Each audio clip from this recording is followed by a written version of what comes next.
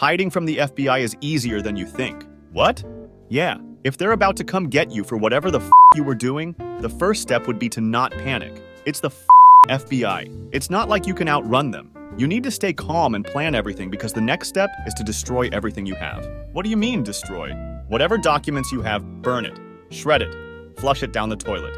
Every single trace that you leave behind is another piece of evidence that the FBI can use against you in court and also to track you down.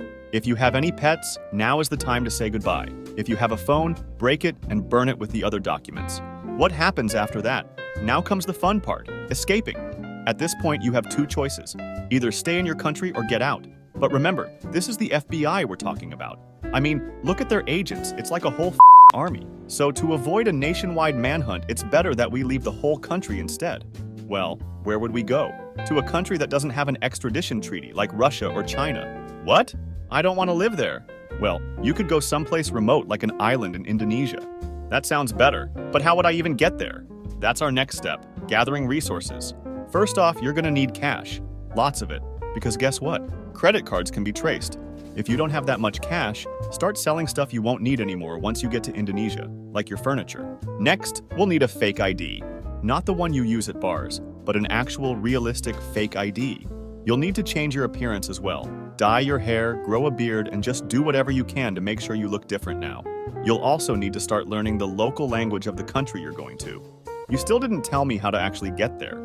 Well, if your resourcing is all done, you can begin moving. Now, Indonesia isn't really connected by land, and we can't go to the airport since by now, the FBI must have already placed a travel lock on our passport. So traveling by boat seems like the only option. I don't even know where to get a boat from. You don't need to get one yourself. You can just hop on a ferry or tanker and pay off the captain.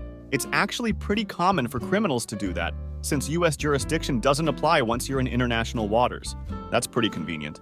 Exactly. Once you're in Indonesia, now comes the final step, dealing with your new life. From this point, you don't exist anymore. Your past life? Gone. You'll need to lay low, maybe pick up a job that pays under the table. Bartending, teaching English, gardening, whatever it takes. Get to know the locals and blend in with their culture. But I don't want to become a bartender. That sounds boring. You know what's even more boring? Prison.